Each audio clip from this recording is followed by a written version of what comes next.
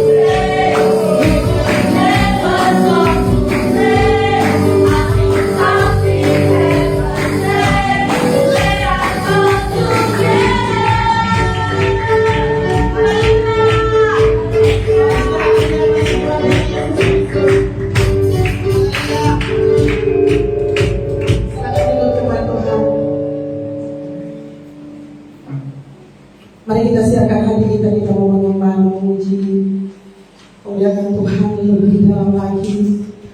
Tuhan ibu saudara, dengan pujian yang mengungkapkan syukurmu terindah yang terbaik di hadapan Tuhan pada saat ini.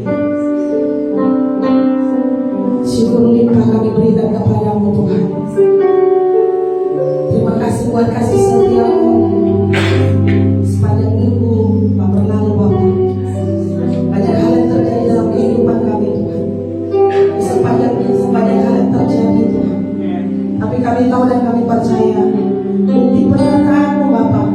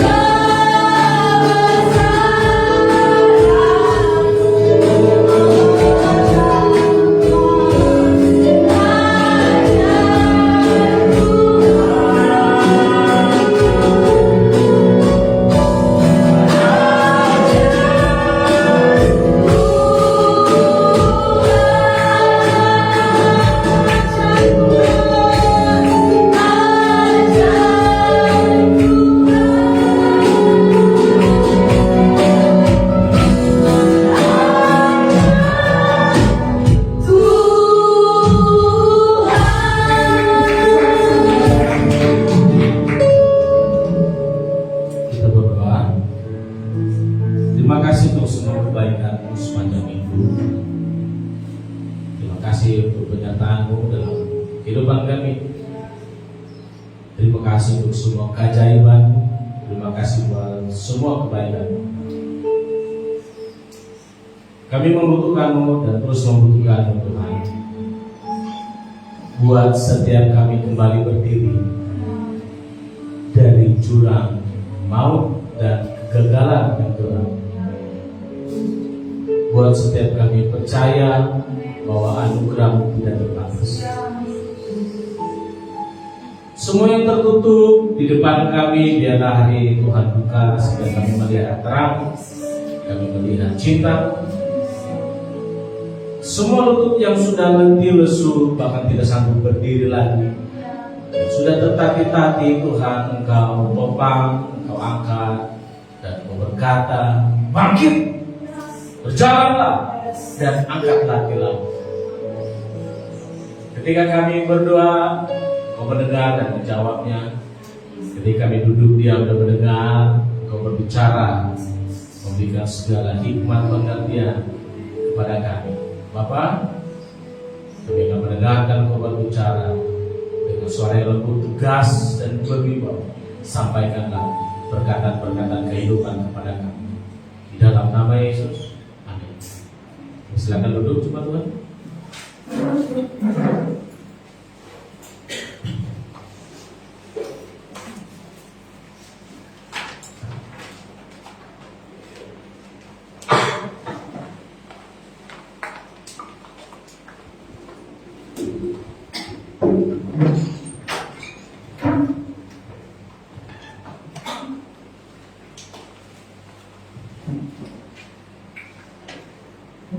Makasih Dini.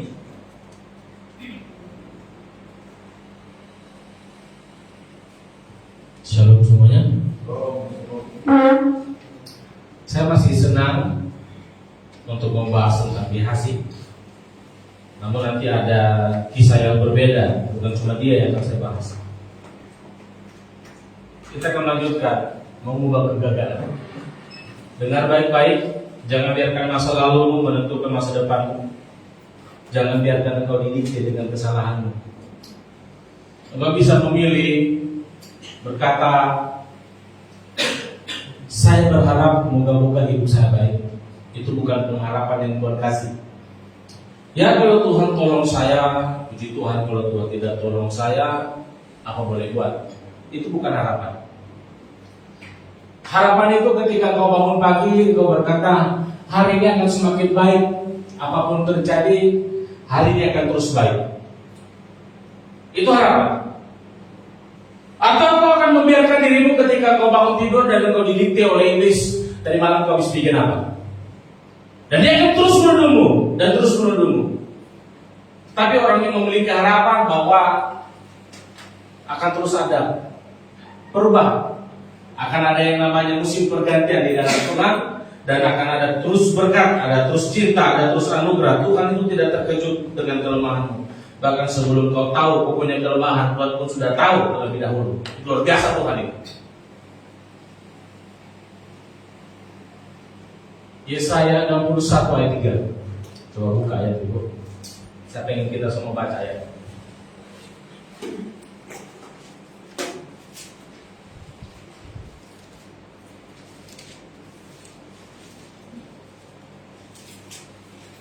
Yesaya 61.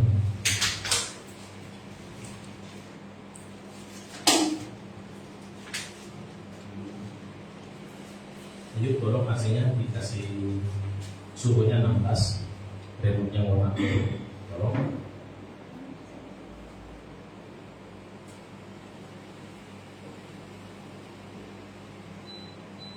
Oke, sudah. Makasih ayo. Yesaya 61 ayat 3 kita baca bersama. 3, 2, 1.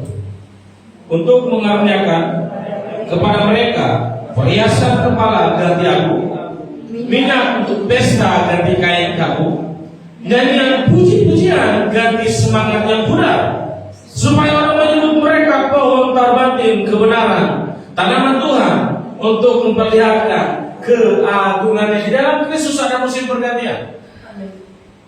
Di dalam Kristus semua pasti akan berubah. Nah, kita akan belajar bagaimana cara untuk mengubah yang gelap.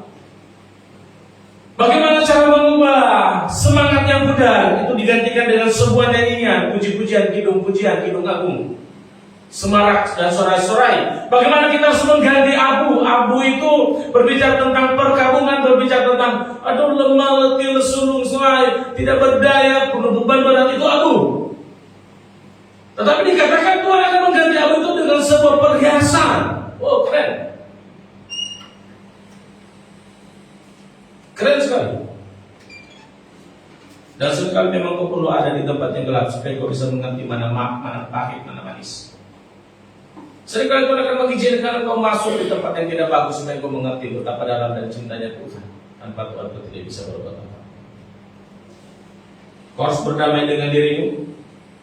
Jangan biarkan kekurangan, kelemahanmu menghambat masa depanmu. Jangan kau membuat kelemahanmu pun tidak bisa dibantu. Saya bilang dengan dia semalam.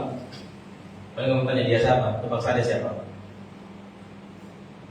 Kalau kamu lihat Tuhan bekerja dalam hidupmu, ketika kau berdoa entah di gereja atau kau di rumah, kau merasa tidak bisa, kok kayak kosong ya, kau teriak, Yesus, kau teriak. Sampai kapan? Karena kenapa begini? Yang menghambat kau tidak bisa nyembah Tuhan itu jiwamu, pikiran, perasaan, kehendakmu kau didikte oleh setan. Dan kau harus teriak memanggil nama Tuhan sampai ruh jiwamu dan rohmu konek ke Bapa. Oh, itu seperti kita boleh katakan seperti desau air bah, pujian penyembah. Wah, itu keren. Yesus itu ahli mengubah segalanya. Yesus ahli.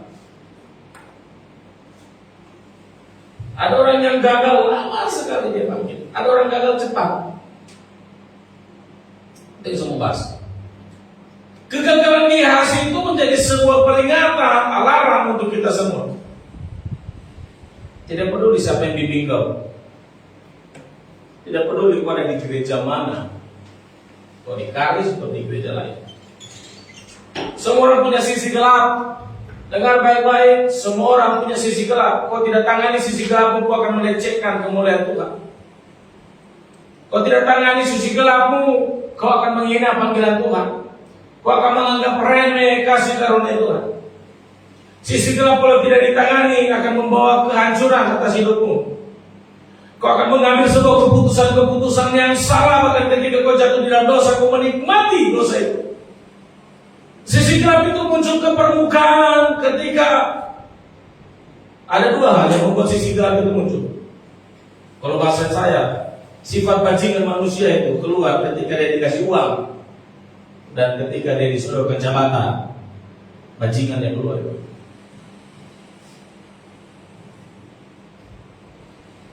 Ketika dia dikasih sebuah tanggung jawab, ketika Tuhan memberikan sesuatu.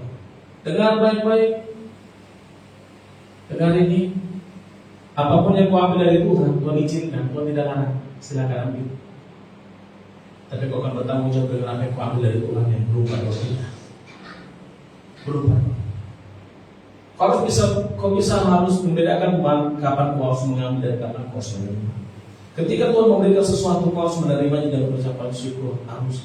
Tapi ketika Tuhan katakan jangan kau ambil, jangan coba kau ambil.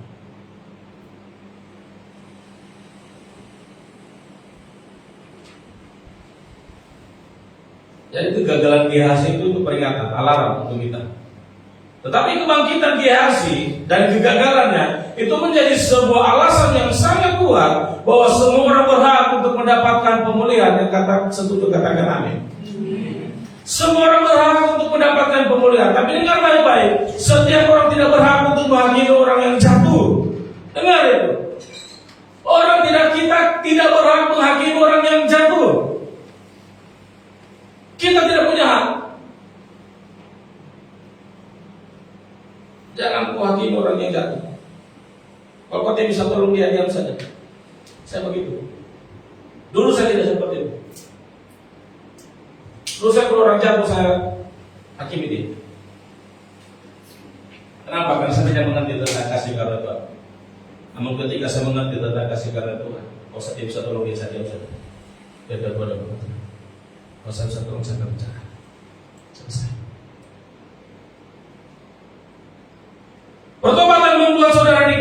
kepada posisi saudara yang seharusnya. Keren. Pertobatan Gehazi membuat dia dikembalikan kepada jabatannya, pelayan abdi Allah. Oh, bukan di tempat yang kotor, bukan di tempat yang berlumpur. Dia ada di sana raja. Amsal katakan, pernah kau melihat orang yang cakap pekerjaannya? Di hadapan raja-raja dia akan berdiri, bukan di hadapan orang hina. Kau banget dengan perkumpulanmu yang hina. Orang yang cakap dari segi roh punya kualitas, dari segi karakter punya kualitas. Dia akan berdiri di hadapan raja-raja, bukan di dalam kumpulan para pecundang. Jika kau ingin melihat Tuhan bergerak memulihkan hidupmu, kau harus bergerak maju lebih dulu. Itu kuncinya. Itu kuncinya. Poin pertama. Jika kau ingin melihat Tuhan bergerak memulihkan hidupmu dalam segi apapun, semua segi apapun yang sedang runtuh dalam hidupmu hari ini, kau harus bergerak maju terlebih dahulu. Tuhan akan terlibat di dalamnya ketika kau melangkah maju. Mungkin saudara belum melihat perubahan yang terjadi, melangkahlah. Dan kau sudah melangkah dan tidak ada perubahan, terus melangkah.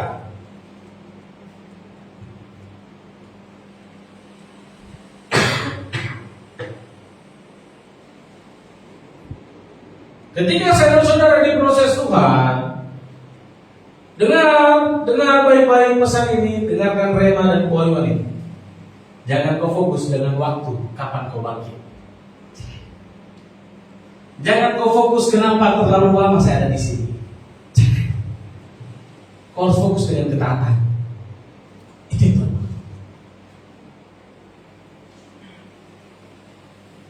Gehazi meneruskan pesan Elisa kepada Naaman.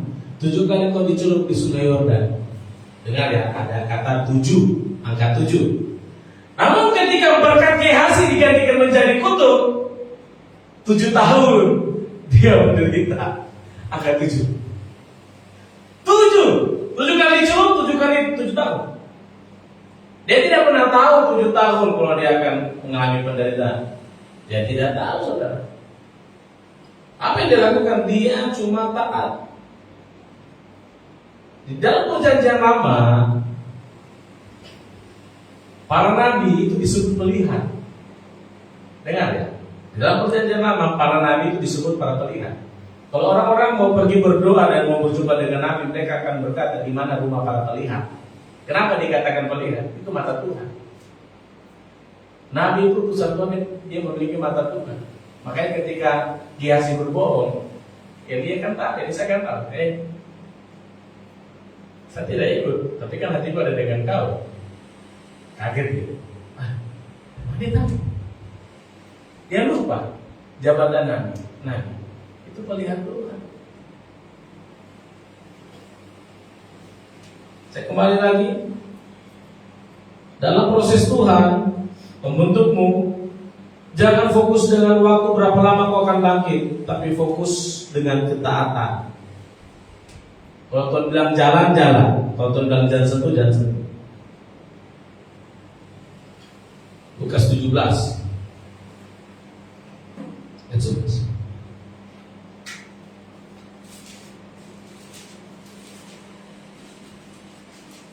Lukas 17.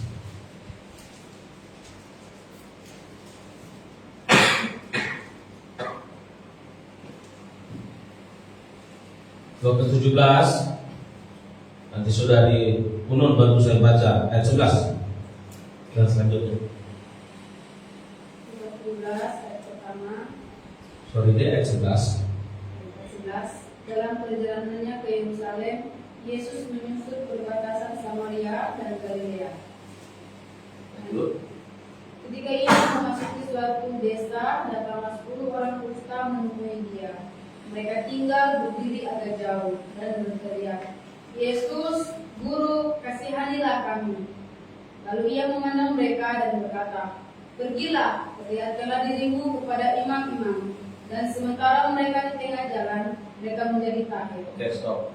Dengar baik-baik. Ada 10 orang kusta. Mereka tahu aturan.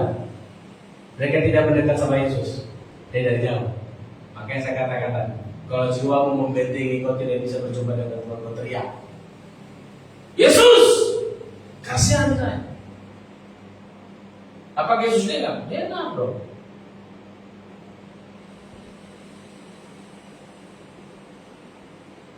Kasihan saya. Kalau Yesus memandang mereka dan berkata, pergi, perlihatkan dirimu kepada imam-imam. Nah, itu yang saya katakan tadi. Kau kalau mau melihat kemudian terjadi, kau harus melangkah. Kapan 10 orang kusta ini sembuh? Melangkah. Dan sementara mereka di tengah jalan, mereka menjadi tayar. Tidak jelas kan? Apakah langkah pertama mereka sudah sembuh, atau ketika langkah ke-10, langkah ke-20, tidak jelas. Tapi dikatakan ketika mereka pergi, mereka menjadi tahir di tengah jalan. Catatan.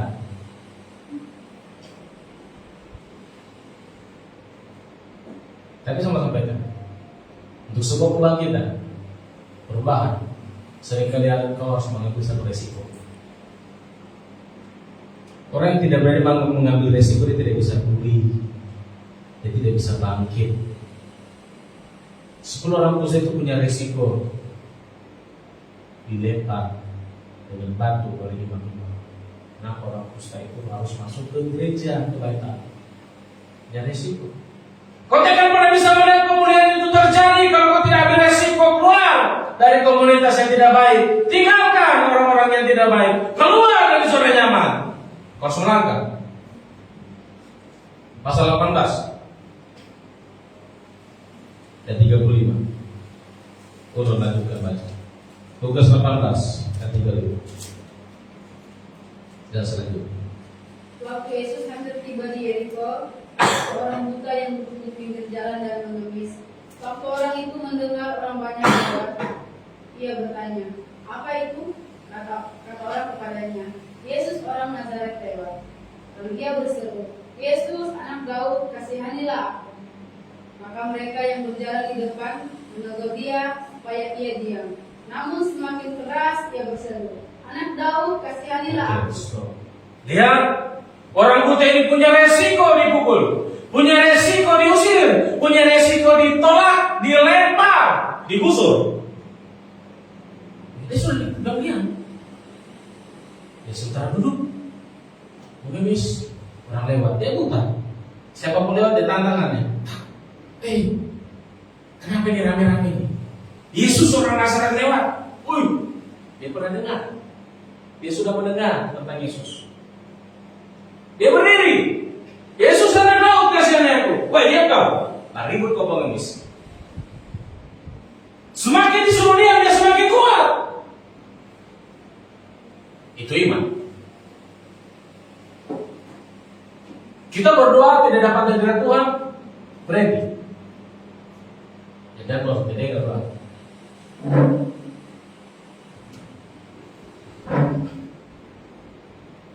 Dibutuhkan resiko untuk pulih. Sama seperti kau buat dosa ada resikonya, pemulihan butuh resiko.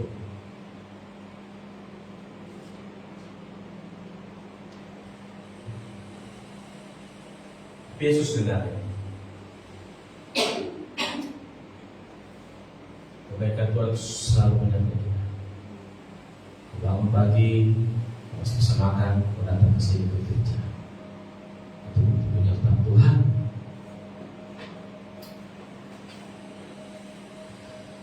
Dia terus teriak, Yesus, Yesus, anak Daud, kasihani saya, kasihani saya. Kita butuh belas kasih Tuhan. Kasihani saya. Bahaya kalau orang tidak butuh belas kasih Tuhan, bahaya. Bahaya kalau orang berkata saya tidak butuh Tuhan. Mungkin kau tidak berkata kau tidak butuh Tuhan, tapi gaya hidupmu angkuh, menandakan mana? 40. Lalu Yesus berhenti. Dengar, Yesus itu berhenti ketika kau panggil dia. Yesus berhenti dan menyuruh membawa orang itu kepada mana yang tadi bakal dipanggil. Bawa, anda buta jadi itu. Kau dipanggil. orang yang suruh diam, orang itu juga yang tuntut dia. Ketika Yesus ada di hidupmu, orang yang menyindir kau, dia itu juga akan memuji diri. Ketika kau jatuh, orang yang melihat label di mukamu gagal, tapi Yesus tidak pernah lihat label itu. Jadi lihat potensi kau sekarang.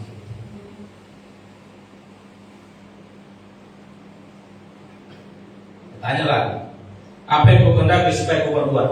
Jawab orang buta itu, Tuhan, buat saya untuk bisa melihat. Kata Yesus kepadanya, melihatlah. Kau punya iman? Ya, saya percaya. Melihat, langsung melihat. Kan bagus. Pertobatan singkat, jelas, padat, sebuah langkah iman yang jelas membuat engkau bisa melihat kembali. Tapi kenapa saya belum bisa melihat? Mungkin kau butuh iman. Mungkin kau tidak percaya Tuhan. Mungkin kau setengah. Mungkin kau sedang masih menikmati dosa-dosamu. Kau masih menikmati permainan-permainan duniawi. Matius pasal 11.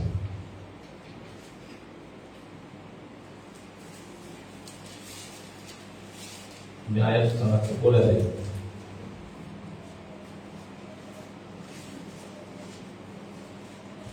Untuk 8, untuk 9.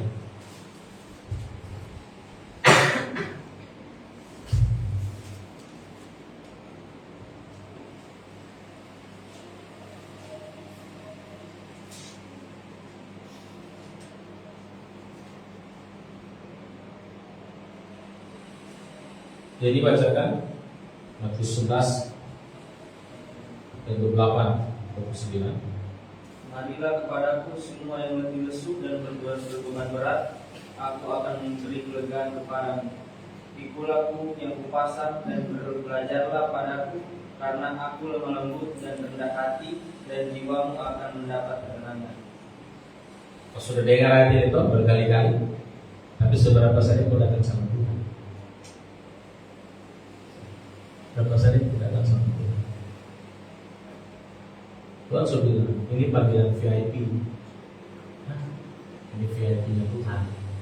Marilah kepadaku semua yang letih lesu. Setiap hari itu kita mendapatkan yang namanya penolakan, pengkhianatan, diabaikan, kepahitan, tersinggung, mengasihani diri sendiri. Aduh, kenapa asik gue begini? Kenapa saya gagal? Kenapa saya jatuh? Kenapa saya soe? Aduh, sial apa hari ini? Ingin balas dendam, kesulitan dalam masa ujian proses Tuhan, masalah yang seharusnya kita tidak dapat, tidak pantas untuk kita terima, kita dapat itu masalah, kita direndahkan, kita rasa ingin menyerah, kita rasa putus asa, kita kecewa sama Tuhan, kita kecewa dengan manusia, semua kita kecewa. 13 daftar yang saya bacakan itu, ada berapa poin yang kau terima hari ini? Ada yang 4 mengalami, atau mengalami semuanya, atau mengalami satu. Dalam minggu ini saya mengalami 2. Itu semua membuat kita lemah, letih lesu. Letih lesu itu artinya kita tidak punya tenaga sama sekali. Itu letih lesu. Kita sudah letih lesu, kita sudah tidak punya tenaga, dan kita harus menanggung beban yang begitu berat. Istilahnya sudah jatuh ke timah tangga. Itu kondisi orang yang jatuh. Itu kondisi orang yang sedang mengalami kegagalan. Hal pertama yang dilakukan orang-orang ketika dia mengalami masalah, dia marah sama Tuhan. Tuhan bukan penyebab masalahmu. Tuhan itu solusi dari masalahmu. Jangan kau marah-marah Tuhan. Seringkali kau yang salah ambil keputusan, Tuhan kau marah. Tuhan kau salahkan. Orang kau salahkan, pendetamu kau salahkan, temanmu kau salahkan, saudaramu kau salahkan. Tapi kau yang ambil keputusan salah, orang kau salahkan, Tuhan kau marah. Tuhan bukan penyebab masalah kita. Tuhan itu solusi dari masalah kita. Makanya Tuhan mengundang kita hari ini, detik ini, ketika kau baca ayat ini, kau sudah diundang masuk dalam VIP-nya Tuhan. Tempat yang khusus untuk orang-orang yang lemah, letih lesu, yang gagal. Tuhan Yesus memberikan kelegaan kepadamu, katanya. Dia memberikan kelegaan. Kau butuh kelegaan. Datang jual sama Tuhan, tidak usah gengsi, tidak usah malu, tidak usah mango, tidak usah sombong, tidak usah. Saya butuh Tuhan. Saya sakit pendeta butuh butuh Tuhan, masa kau cuma tidak butuh Tuhan? Sini katakan ayat 29, pikul aku yang kupasang dan belajarlah padaku. Garis bawahi dulu, saya jelaskan itu kata belajar. Yesus katakan belajarlah daripadaku. Orang belajar itu identik dengan ikhlas. Kata belajar itu identik dengan ujian. Selama masa ujian, kau butuh instruksi dari Tuhan. Dia guru yang agung. Mintalah petunjuk dari Tuhan. Tuhan akan mengajarkan kau bagaimana kau harus menyelesaikan ujian itu. Saya mau sampaikan seperti ini. Kalau kita sedang ujian, itu di depan pintu ditulis jangan ribut, harap tenang. Ya, pada ujian semua tuh dari SD, SMP, SMA sampai kuliah kan? Apa yang ditulis di depan kelasmu? Harap tenang. Untuk bisa menyelesaikan ujian, dengar, harap tenang. Itu kuncinya. Bahkan ketika sementara kau menulis isi esai, pilihan ganda, dan tinggal waktu 5 menit, guru pengawas akan berkata, anak-anak 5 menit lagi kata ujian harus dikumpul. Oh, semua panik, nyontek, rasa rusuk, panik dan lain sebagainya. Kembali ke ketika pertama masuk pintu ujian, tak tulis harap tenang. Waktunya baru 5 menit, belum disuruh kumpul. Kenapa kau ribut? Kenapa kau nyontek? Kan sudah dibilang harap tenang. Dengar peringatan pertama, himbauan pertama, harap tenang. Jadi ketika ada ujian datang, masalah datang, prosesnya Tuhan, harap tenang. Hanya dengan tenang kau bisa berdoa. Hanya Tuhan tak bisa berdoa, makanya tenang. Tenang. Baru 5 menit disuruh ujian, kumpul. Apa nomor 5? Mulai menyontek. Baru mulai jadi panik.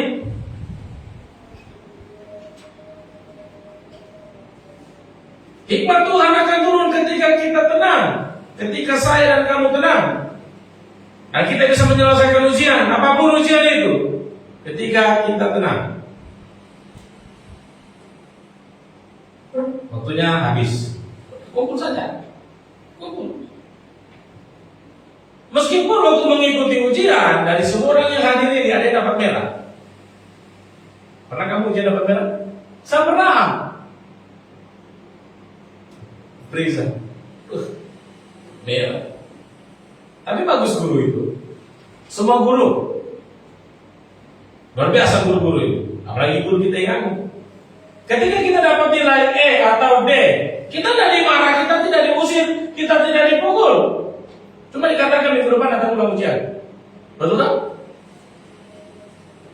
Dengar baik-baik. Jangan putus sekolah hanya karena nilaimu dapat E. Minggu depan ada ujian ulang loh. Datang lagi ke sekolah, ujian lagi. Kadang-kadang kita itu putus sekolah karena kita malu. Orang lain sudah wisuda, orang lain sudah ujian. Orang lain sudah lulus, kita belum lulus. Kita harus tunggu tahun depan untuk lulus.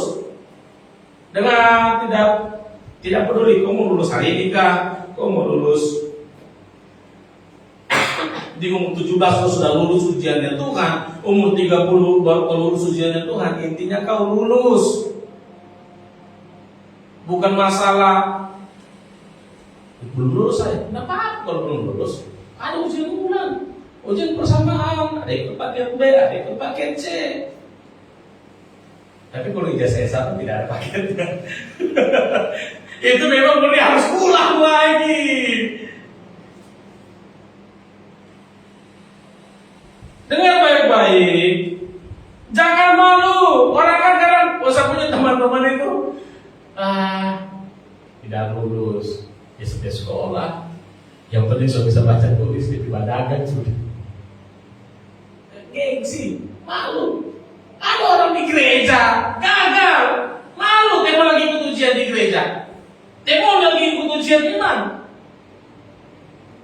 Jangan biarkan rasa malumu itu menyebabkan kau mundur dari pertandingan dan ujian iman yang Tuhan kasih. Kalau hari ini kau gagal, ya besok datang ulang ujian lagi. Satu-satunya jalan keluar dari kegagalan adalah ujian ulang. Orang yang gagal total adalah orang yang berhenti dalam ujian Tuhan. Kau gagal, ujian lagi. Kalau kau berhenti, itu baru kau gagal. Selama kau tidak berhenti, Tuhan tidak katakan gagal. Saya ulangi lagi. Dalam ujian jangan fokus dengan waktu, fokus dengan ketaatan.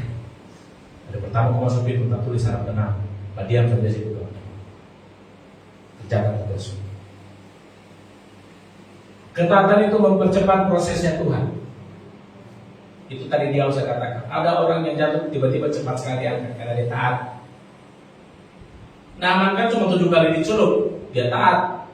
Sekalipun pertama dia membantah, kemarin itu sungai Yordan lumpur itu, dia musuh sana ke sana. Bukan masalah sungai, bukan masalah air, bukan masalah 7 kali dicelup. Masalah itu ketaatan, ya kan? Nah sampai 1 hari, pulih dia. Oh iya asik 7 tahun.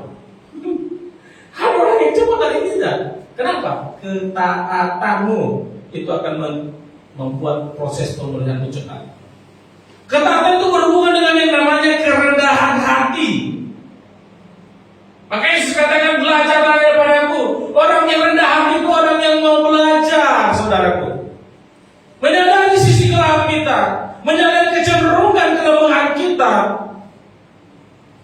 Kita harus rendah hati mengakui, bosan di sini kelemahan. Tempatkan orang-orang di sekitarmu, tempatkan gembalamu, sahabatmu, tim pelayanan. Untuk apa? Sebagai penasehat. Orang yang tidak rendah hati, dia tidak mau ditegur itu. Itu bagaimana? Dia keluar, dia tidak datang.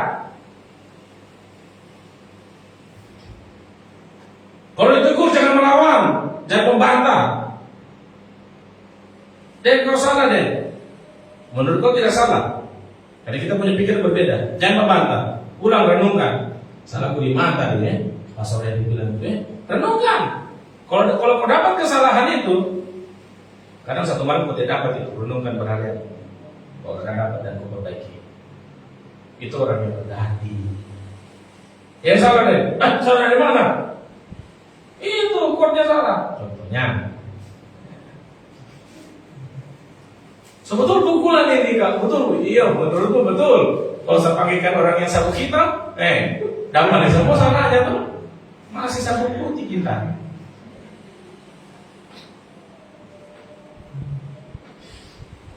Orang yang rendah hati dia akan terhubung dengan gereja secara maksimal, dia akan terhubung dengan gembala secara maksimal. Jadi mentoring itulah cara yang terbaik untuk memperbaiki kelakuan.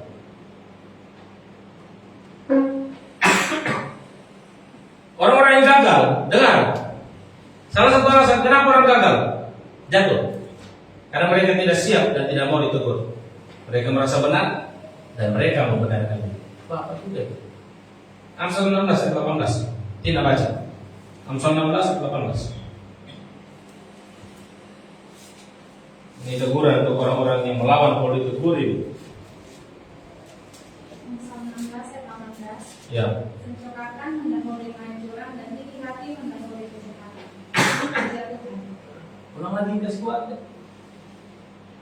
Pencokakan mendahului kehancuran dan tinggi hati mendahului kejatuhan. Dengar baik-baik. Ketika kau mulai sombong dan tinggi hati, kejatuhan itu ada di depanmu sudah. Dia tidak di belakang. Dan dikatakan dia mendahului kau, dia menunggumu di depan. Jatuh kau. Isi. Dan untuk membuat kembali naik, satu saja kuncinya, rendah hati.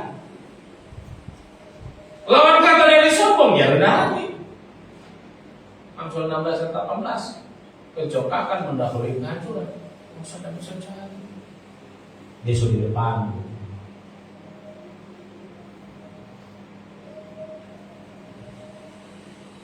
Saya ulang lagi, Yesus berkata, belajarlah daripadaku. Matius 11 ayat 29. Karena aku lemah lembut dan rendah hati, dan jiwamu akan mendapat ketenangan. Kalau kau belajar firman Tuhan, kau akan mendapat ketenangan. Kalau kau belajar apa yang kau belajar di dunia, itu tidak akan membuat kau tenang. Kita semua sudah alami. Saya berbeda dari kisah Gehazi. Saya berbeda dengan satu kisah anak muda. Masih cukup muda, tapi luar biasa Tuhan pilih dia untuk mendampingi salah seorang penginjil, rasul yang paling dihormati sepanjang masa. Namanya itu Yohanes Markus. Dia dipilih dan ditetapkan, dipanggil Tuhan, ditetapkan para rasul-rasul yang lain untuk mendampingi Barnabas dan Rasul Paulus yang paling dihormati sepanjang sejarah gereja. Luar biasa kan? Kalau kamu masih dampingi saya pelayanan, biasa-biasa saja. Siapa saya kalau tidak kenal. Tapi kalau kau dampingi Paulus, sapu tangannya men. Orang sembuh, disuku, orang flu. Luar biasa Rasul Paulus ini. Kalau begini, dia punya jubah di begini, orang jatuh. Jaket kurang begini, orang pingsan.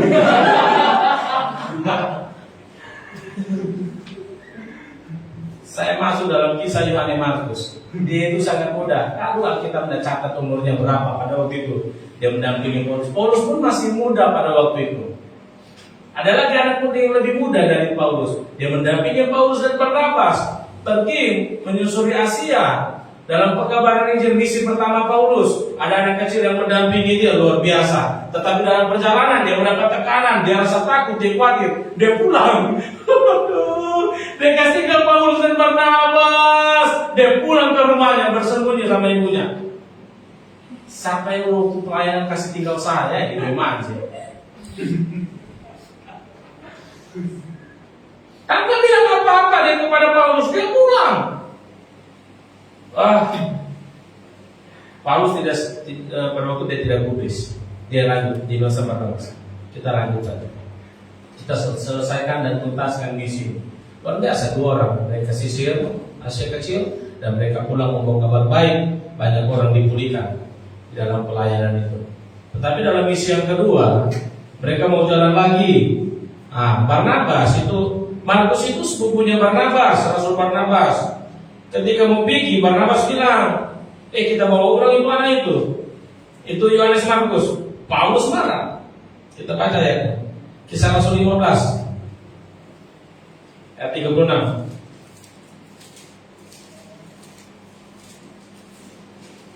Kisah Rasul 15 ayat 36. Perhatikan saya akan baca. Tetapi beberapa waktu kemudian berkatalah Paulus kepada Barnabas, baiklah kita kembali kepada saudara-saudara kita di setiap kota di mana kita telah memberitakan firman Tuhan untuk melihat bagaimana keadaan mereka. Ini perjalanan kedua. Barnabas ingin membawa juga Yohanes yang disebut Markus, tetapi Paulus dengan tegas berkata bahwa tidak baik membawa seorang yang telah meninggalkan mereka di Pamfilia dan tidak mau turut bekerja bersama-sama dengan mereka. Wah, marah Paulus, jangan dibawa, itu ada kurang ajar. Masa kita kasih penginjilan, kita sedang mengalami masalah dengan jalan, dia pulang. Kita kekurangan makanan, dia pulang ke rumahnya makan. Asik-asik dia makan sendiri di sana. Marahlah Paulus. Dengar, tidak baik kalau kita sebentar pergi pelayanan, kamu kasihkan saya.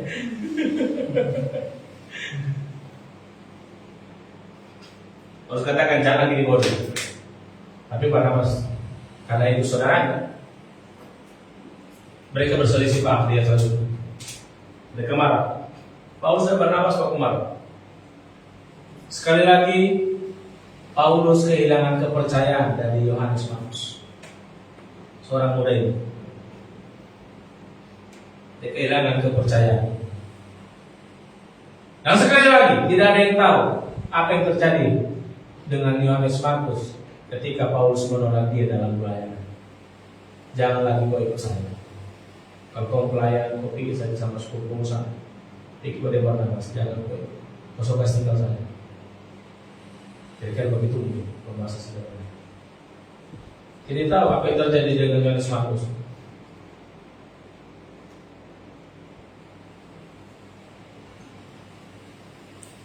Tapi saya kaget, buka ayat. Saya dapat di 2 Timotius 4.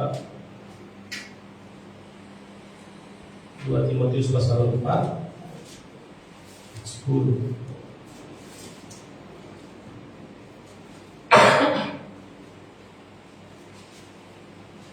Orang yang jatuh itu punya potensi yang besar untuk bangkit, dan dia punya segala kasih karunia Tuhan yang luar biasa. 2 Timotius 4 ayat 10 dan 11. Rian tolong bacakan ayat 10 dan 11. 2 Timotius 4. Ya.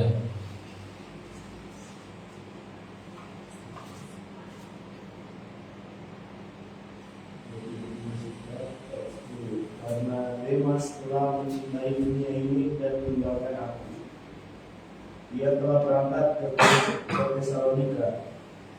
Kreskes telah pergi ke Galatia dan Titus ke Dalmatia. 11 lagi. 11. Dan Lukas yang tinggal dengan aku, jemputlah Markus dan bawalah ia kemari, karena pelayanannya penting bagiku.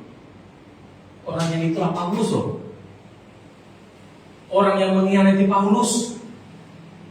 Kenapa tiba-tiba di surat yang lainnya Paulus panggil dan Paulus mengatakan bahwa Markus karena pelayanannya penting bagi saya. Tapi sebelum saya bahas itu, ada orang lain yang kasih ke Paulus. ada saja orang yang capek ini. Kenapa jatuh? Dengar baik-baik kan suruh. Karena Demas telah mencintai dunia ini dan meninggalkan aku. Ada yang bangkit, ada yang jatuh. Ada yang dipromosikan, ada yang tergusur. Kenapa? Satu alasannya, cinta dunia. Kalau Markus tadi karena tidak kokoh dia berdiri, karena takut, karena cemas, karena khawatir dengan tantangan, Tuhan maklumi. Tapi kalau karena cinta dunia, itu bahaya. Kalau kau tinggalkan pelayanan karena kau cinta dunia, itu tidak bisa kompromi. Tapi kalau kau tinggalkan saya, tinggalkan Tuhan karena kau takut. Takut kau berdiri, takut loyal, takut pelayanan, kau masih kompromi. Tapi kalau kau cinta dunia, sorry, tidak ada korban keluar untuk menghapus. Kayak kata Paulus ya di kitab Ibrani, tidak ada penghapusan. Ayat 11. Hanya Lukas yang tinggal dengan aku. Jemputlah Markus dan bawa ia kemari, karena pelayanannya penting bagiku. Awalnya Paulus tidak percaya lagi dengan Markus, karena dia pengecut, dia melarikan diri. Menurut bapak-bapak gereja, ketika Yesus ditangkap di taman Getsemani, ada seorang anak muda, semua 11 murid Yesus lari, dan ada satu anak muda yang lari batu lancar, tidak pakai apa-apa. Nah, semua orang menelusuri dan mereka sepakat bahwa itu adalah Markus. Dia lari ketakutan, dan ketika masuk dalam pelayanan, dia lari lagi ketakutan. Tapi di 2 Timotius ini, Paulus yang tadinya tidak mempercayakan lagi dirinya kepada Markus, dia berkata, dia menjadi orang yang sangat penting di dalam pelayanan. Ingat, pertobatan adalah tolak ukur. Kau berbalik dari orang yang tidak penting menjadi orang yang penting bagi kerajaan Allah. Wah, itu luar biasa. Tetapi apa yang terjadi dengan Markus? Apa Markus ini? Kenapa dia bisa menjadi orang yang penting? Paulus itu punya anak rohani Timotius dan Titus, ada banyak anak rohani. Tetapi Markus masuk dalam satu daftar orang terpenting di dalam sejarah pelayanan Paulus. Pertobatan selalu mengembalikan posisi seseorang kepada promosi.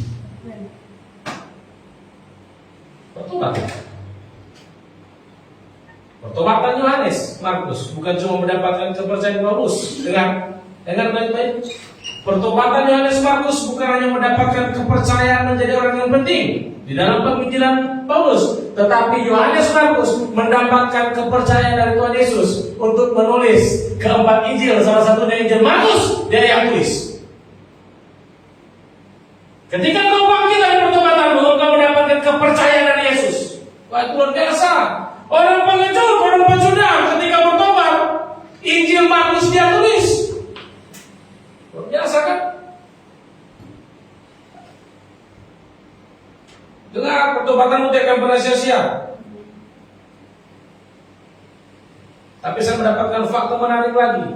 Kenapa dia bisa bangkit? Itu dia. Kenapa Markus bisa bangkit? 1 Petrus 5 ayat 13. 1 Petrus 5 ayat 13. 1 Petrus 5 ayat 13. Kita baca sama-sama. 1 Petrus 5 ayat 13. Ayo, 3, 2, 1. Salam kepada kamu sekalian dari kawanmu yang terpilih, yang di Babylon, dan juga dari Markus. Wow, luar biasa. Ketika Markus jatuh dalam kesalahan, kepengecutannya, ketakutannya, ada Petrus yang membimbing dia sampai bangkit lagi. Dan ketika dia bangkit, dia kembali lagi kepada Paulus. Dengar baik-baik, kenapa kita butuh bapak rohani, kenapa kita butuh terhubung dengan gereja, kenapa kita butuh mentor, supaya engkau yang rusak itu bisa diperbaiki, engkau yang jatuh kau bisa angkat lagi. Kapan kau bisa bangkit kalau kau tidak di-mentoring? Kapan? Kau mengatakan kalau Tuhan sembuhkan, kau tidak pernah melangkah, bagaimana mau sembuh? Tidak bisa. Kunci dari kebangkitan Markus itu adalah Petrus. Dia terhubung dengan Petrus, dan ketika dia terhubung dengan Petrus dan sudah cukup matang, dia dikembalikan ke bapaknya, Paulus, pulang ke rumah. Itu kenapa kita harus butuh bapak rohani. Dengar, orang lahir tidak lagi langsung keluar tanpa papa. Semua orang lahir secara lahiriah punya papa mama. Dan ketika kau bertobat, kau pun butuh papa mama rohani. Tuhan tidak mengizinkan kau menjadi liar tanpa orang tua. Makanya banyak kesalahan yang terjadi di gereja karena orang liar, tidak punya papa, tidak punya mama, merasa hebat, akhirnya jadi bodoh. Sampai dia benar-benar matang, dia dikembalikan ke Paulus. Dan Paulus mengatakan, dia penting bagiku. Dengar, kita semua ini penting bagi kerajaan Allah. Kita ini semua penting bagi gereja dalam pelayanan misi ke depan. Ada hal yang besar Tuhan mempercayakan kepada kita, lebih dari yang kemarin. Sebab itu mentoring itu penting, saudara, penting. Saya bisa bangkit dari keterpurukan karena banyak orang yang mentor saya. Banyak orang yang mentor saya. Tapi bapak orang bisa satu, mentornya banyak. Sama kayak Markus, sama kayak Petrus, sama kayak Timotius. Dengar, setiap keberhasilan kita selalu ada orang-orang hebat yang dukung. Keberhasilan tidak bisa dicapai dengan sendiri. Tidak ada orang yang berhasil sendiri, saudara. Kita itu selalu membutuhkan orang lain. Orang yang berhasil itu orang yang sedang orang yang berhasil, orang yang sedang berdiri di atas pundak para raksasa. Dia rela bayar harga untuk kamu. Banyak hal yang bisa kita pelajari dari kegagalan. Makanya statement dunia mengatakan guru itu yang terbaik adalah kegagalan, dan benar. Tapi dia tidak sangat baik. Yang terbaik itu Roh Kudus. Dan dia guru aku. Tapi banyak hal yang kita bisa pelajari dari setiap kegagalan dan kejatuhan, kecenderungan kita akan dosa. Kita belajar dari situ. Kalau kita sudah pegang api dan kita tak bakar, besok ada api kita tidak pegang. Kenapa kita tidak pegang? Karena kita sudah bakar tadi, atau kemarin, atau beberapa tahun yang lalu. Kalau kau makan apa yang kau tidak suka? Contoh, saya tidak suka makan kangkung karena rasanya pahit. Kenapa kau tidak mau makan lagi? Karena pahit, karena kau sudah pernah rasa. Belajar dari kesalahan. Apa yang kau cicip yang tidak enak, jangan kau cicip lagi. Sudah tahu tidak enak, kau ke situ lagi. Itu bodohmu. Dengar, orang yang tidak pernah mengalami kegagalan itu orang yang paling bahaya. Bahaya sekali orang yang tidak pernah gagal, tapi jadi sengaja gagal ya tidak. Orang yang tidak pernah mengalami kegagalan ada orang yang paling bahaya. Kenapa? Karena keberhasilannya itu akan menjadi musuh utamanya. Musuh utamanya apa? Keangkuhan. Saya tidak pernah gagal. Puji Tuhan. Tidak kayak dia gagal. Kayak ada orang yang pergi sembahyang ke Bait Allah, yang satu berdoa ahli Taurat, Yang satu mengucurkan, yang satu menangis-nangis, yang itu bersyukur. Tuhan, terima kasih Bapak di surga. Saya sudah kasih perpuluhan, saya rajin 5 waktu dan lain sebagainya, saya rajin ibadah, saya tidak seperti dia Tuhan. Bapak mengucurkan, Tuhan ampuni setiap kesalahan. Yesus bilang, siapa yang dibenarkan? Bapak mengucurkan.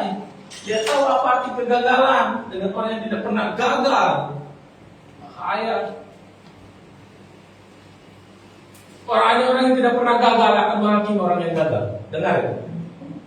Dulu saya menghakimi orang yang gagal. Saya tidak mengerti tentang kasih Korea.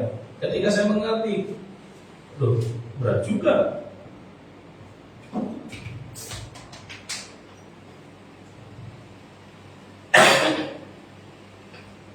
Gangguan akan keberhasilanmu adalah hal yang sangat memabukkan dan membutakan panca-indera rohani. Sikapi kegagalanmu dengan benar. Kegagalan bisa menjadi titik balik keberhasilan saudara. Saya simpulkan ke saya. Apa yang harus kita lakukan untuk mengubah kegagalan? Untuk hari ini dan minggu berikut, untuk seminggu berjalan dan selanjutnya. Yang pertama, lakukan langkah pertobatan. Perubahan terjadi waktu kau melangkah. Allah bergerak saat kau melangkah. Yang kedua, fokus dengan ketaatan. Jangan fokus dengan lama sekali. Jangan fokus dengan waktu. Fokus dengan ketaatan. Tuhan, kenapa masih berapa bulan? Tahun tidak boleh. Tuhan yang mau fokus di sini. Yang ketiga, rendah hati, mempercepat jalan kemurahan hati Tuhan. Kau akan mendapatkan kemurahan hati Allah ketika kau rendah hati. Rendah hati untuk dibimbing, ditegur, dididik, diajar. Kebangkitan Raja Daud, karena dia punya bapak Nabi Nathan. Kebangkitan Hizkia, karena dia punya bapak Nabi Yesaya. Kebangkitan Timotius, karena dia punya bapak ada Paulus.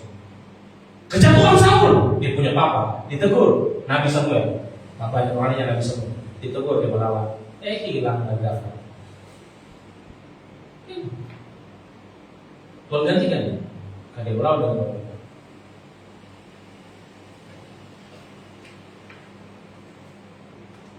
Yohanes Markus, dia punya Petrus. Setelah gagal, dia ketemu Petrus. Setelah sudah matang, dia kembali ke Paulus.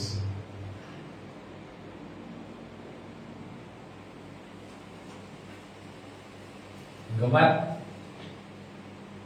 kalau kau gagal, kau harus kembali ke saya. Saudara tidak akan gagal jika terus mencoba. Tidak akan gagal kalau terus mencoba. Hari ini nilaimu masih merah, besok datang lagi ke ruang kelas. Tapi ingat, setelah kau datang, masih di muka pintu, kau harus baca baik-baik himbauannya. Harap tenang di dalam sidang ujian. Bagi-bagi semua.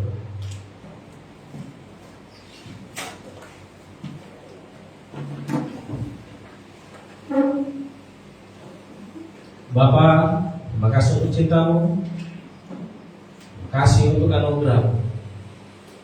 Terima kasih untuk kasih. Tolong setiap kami, orang-orang yang sedang gagal, baik di tempat ini maupun mereka yang mendengar terbaik, mereka juga yang turut berdoa. Tuhan angkat kembali, bangkitkan kembali, pulihkan mereka. Mereka yang terluka sembuhkan. Mereka butuh harapan, mereka tidak punya iman, berikan iman Tuhan. Kaki mereka tidak mampu melangkah, Engkau angkat mereka Tuhan. Bapa angkat kembali mereka, angkat kembali mereka Tuhan. Angkat kembali mereka. Tolong jangan biarkan iblis mendikte mereka. Tolonglah Tuhan, jangan biarkan iblis mengintimidasi mereka. Berikan mereka iman. Tuhan tolong sembuhkan, bangkitkan kembali, pulihkan dan kembalikan ke posisi yang sudah selayaknya, yang sudah seharusnya, yang sudah Tuhan tentukan di mana mereka harus berada, yaitu di dalam kerajaan. Terima kasih. Mengucap syukur ya Bapa, Engkau baik dan Engkau penuh cinta, Engkau penuh kasih karunia. Terpujilah kami dalam nama Tuhan Yesus kami bersyukur. Aku menyerahkan semuanya kepada Tuhan. Amin. Kan, saya kembalikan musik dan musik.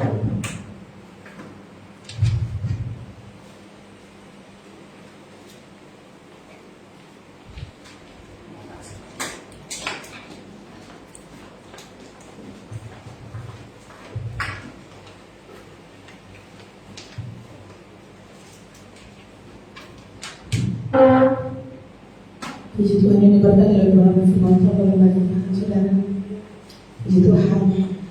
Tiba saatnya kita akan berikan persembahan syukur kita. Hari sambil sebelum doa dan doa. Tuhan terima kasih. Kami tahu segala sesuatu sudah Tuhan rancangkan yang terbaik dalam kehidupan kami. Terima kasih buat kebenaran firman-Mu yang mengajar kami Tuhan untuk kami tetap terus taat di hadapan-Mu, mengubahkan hati dan pola pikir kami untuk senantiasa kami hanya mau terfokus hanya kepada Tuhan. Bapa, saat ini biarlah Tuhan agar kami terus memiliki hati yang taat kepada Engkau, terus kami memiliki hati yang benar-benar dan sungguh-sungguh di hadapan-Mu ya Tuhan. Biarlah setiap kami datang di hadapan-Mu dengan segala apapun yang kami punya, dan Tuhan yang menambah setiap kami, menambah nilai setiap kami ya Tuhan. Pada saat ini kami akan berikan korban persembahan syukur dan meminta Bapa Kau berkati setiap kami, jemaat-Mu Kau berkati, mereka yang sekolah, yang kuliah, Tuhan tolong sesuatu yang besar, masa depan yang indah, masa depan yang luar biasa Tuhan sudah sediakan. Anak-anak-Mu yang bekerja, yang kuliah, Tuhan juga tolong dan Tuhan berkati. Persembahan kami berikan bagi-Mu sebagai korban persembahan syukur untuk kelebaran kerajaan-Mu Tuhan, untuk pelayanan kami di tempat ini. Anak-anak-Mu yang bekerja, Tuhan berkati pekerjaan mereka, apa yang mereka sentuh dengan tangan mereka, Tuhan buat berhasil. Ada pelipat gandaan Tuhan, ada berkat yang terus Tuhan curahkan. Anak-anak-Mu yang masih berharap dan meminta dengan orang tua, dari tempat ini Tuhan kami lepaskan berkat buat orang tua kami yang ada di kota Palu, yang ada di luar kota Palu. Tuhan berkati setiap mereka, usaha pekerjaan mereka Tuhan hadir, Tuhan tolong. Berikan kekuatan dan kesehatan Tuhan buat orang tua kami. Dan kami bersyukur Tuhan, kami berikan yang terbaik bagi dalam nama Yesus Tuhan. Haleluya. Amin. Persembahan kita dan tempat kita akan teruskan. Jangan lelah bekerja dalam Tuhan.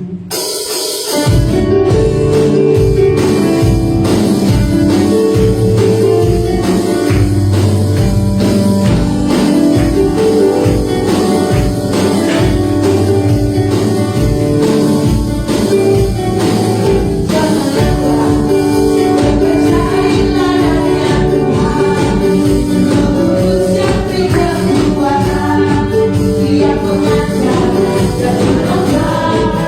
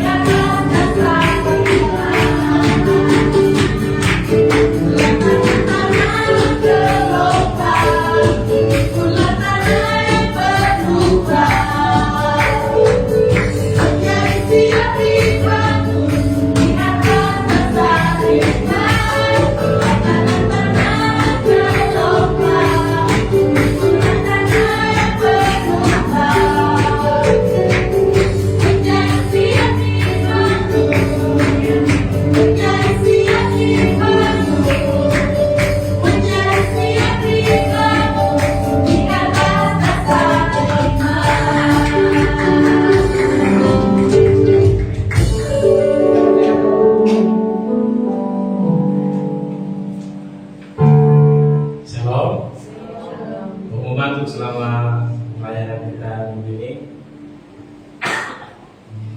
sering belum ada yang baru lagi batuk.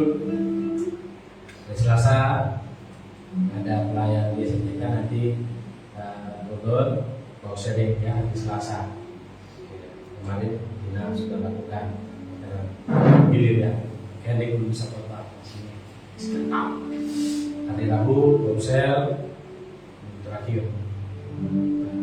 Sama ingat kamu sudah fokus gitu. Oke, koordinator tolong waktu dan tempatnya diatur, dan hari Jumat puasa. Jumat di tempat ini satu latihan musik, dan juga kita akan kembali lagi pada tempat yang bicara maksud. Itu saja yang bisa saya sampaikan. Berkati.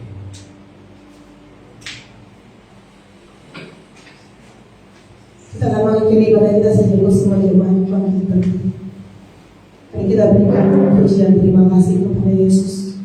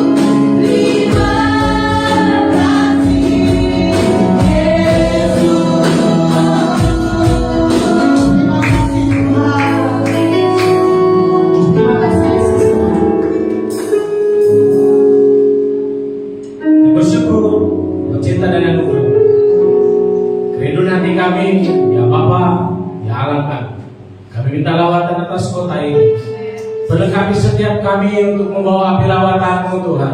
Karena kami tahu di dalam kami ada kuasa kebangkitan Kristus yang dapat membawa sebuah revival atas kota kami. Lawat tanah kairi Tuhan, pulihkan di dalam nama Yesus Tuhan. Biar setiap lutut tersungkur di hadapan-Mu, semua lidah berseru memanggil nama-Mu. Ya Allahku, ya Tuhan kami Yesus Kristus, Juru Selamat kami. Kami mau melihat Tuhan kota ini dilanda kehausan dan lapar akan Tuhan.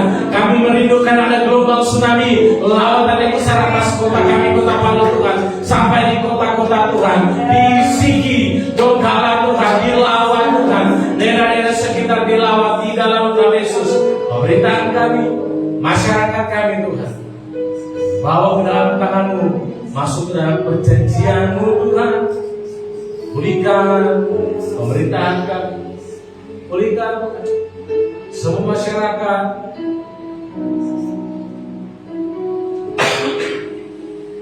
Kami minta belas kasih atas kota kami. Kami minta belas kasih Tuhan. Kami mau melihat orang-orang yang kecanduan narkoba, minuman keras, seks bebas, rokok, judi, pertikaian, mereka semua bertobat dan datang ke hadapan Tuhan. Orang-orang yang korupsi pun bertobat di dalam nama Yesus. Para pelacur-pelacur bertobat di dalam nama Yesus. Bapa, kami minta Engkau lawat generasi kami. Pulihkan generasi kami Tuhan. Pulihkan Tuhan. Jangan biarkan generasi kami terhilang. Bapak, kami serahkan juga bangsa kami Tuhan. Masuk ke dalam perjanjian-Mu yang kekal. Selamatkan bangsa kami. Pemimpin, presiden, wakil presiden, semua anggota-anggota dewan, DPD, DPR, DPRD. Tuhan tolong pulihkan mereka Tuhan. Ada orang-orang yang jujur yang akan naik di dalam pemerintahan kami. Orang-orang yang berintegritas, orang-orang yang membenci akan dosa, membenci akan korupsi, orang-orang yang loyal, yang setia kepada masyarakat, orang-orang yang setia kepada Tuhan. Bapak, biarlah pemimpin-pemimpin bangsa dan kota kami, daerah kami, itu mereka mengalami perjumpaan dengan Engkau secara pribadi. Tuhan, di dalam nama Yesus, jika ada orang yang tidak jujur Tuhan, yang mencari kepentingan untuk naik ke kursi pemerintahan kami, Tuhan, biar Engkau sendiri yang gagalkan di dalam nama Yesus. Orang-orang yang berniat jahat, Engkau gagalkan di dalam nama Yesus. Kami hanya minta orang-orang yang takut Engkau, orang-orang yang sudah Tuhan tentukan untuk ada di kursi pemerintahan kami, Tuhan. Berkati perekonomian bangsa kami, kota kami ada kemakmuran. Tuhan tolong ada kemakmuran di bangsa kami. TNI Polri, Tuhan tolong mereka, Tuhan pakai untuk menjaga keamanan di dalam kota, dalam bangsa maupun di perbatasan, di luar perbatasan. Tuhan tolong mereka bertugas Tuhan. Tuhan berikan mereka keselamatan sehingga ketika pulang ke rumah mereka semua dalam keadaan baik-baik saja. Orang yang sakit Tuhan sembuhkan. Tuhan tolong ada kesembuhan yang terjadi untuk orang-orang yang sakit, yang di rumah sakit, yang terbaring di rumah juga Tuhan sembuhkan. Orang-orang yang tidak berdaya Tuhan, orang-orang yang kehilangan harapan, orang-orang yang putus asa, malam hari ini jumpai mereka, berikan kembali harapan, buat mereka berdiri, buat mereka menatap masa depan mereka penuh kecerahan Tuhan. Terima kasih Tuhan, terima kasih Bapa, kami bersyukur untuk malam hari ini, untuk kebaikan-Mu, dan kami akan pulang Tuhan. Kami selesai beribadah, tetapi hati kami tidak akan pernah selesai untuk mencintai-Mu. Tuhan, terus tumbuhkan rasa cinta kami kepada Bapa. Biar hati kami terus terpesona dengan semua yang Tuhan perbuat. Kami yang sedang bergumul dalam pergumulan apapun Tuhan, Tuhan buat kami taat, buat kami melihat bahwa Tuhan turut bekerja di dalam segala hal untuk mendatangkan kebaikan. Karena kami mengasihi-Mu, segala perkara dapat kami tanggung karena ada Roh-Mu yang kuat dan perkasa. Itu yang sudah Tuhan tempatkan di dalam roh kami. Kasih Tuhan, dan aku memohonkan berkat-Mu untuk jemaat-Mu, baik yang ada di tempat ini maupun mereka yang ada di rumah yang mengikuti baik-Mu. Tuhan memberkati Engkau dan melindungi Engkau. Tuhan menyinari Engkau dengan wajah-Nya dan memberikan Engkau kasih karunia. Tuhan menghadapkan wajah-Nya kepadamu dan memberikan Engkau damai sejahtera. Berdoa semoga di dalam nama Tuhan Yesus manusia rohmu tetap baik-baik saja. Manusia batinnya mau terus diperbarui dari hari ke hari. Berdoa, pikiran, perasaan, kehendak, memori, kenangan Tuhan perbarui dan semakin selaras dengan Tuhan. Berdoa, tubuh fisik terus dalam keadaan baik-baik saja. Persembahkanlah tubuhmu sebagai persembahan yang hidup, yang berkenan, yang kudus di hadapan Tuhan. Dan Tuhan memberkati pekerjaanmu, Tuhan memberkati ekonomi. Di dalam nama Yesus, Bapa, kami mengucap syukur di dalam nama. Haleluya. Amin. Amin. Tuhan Yesus memberkati. Selamat hari Minggu. Ibadah kita sudah selesai. Ya. Tolong di langsungnya.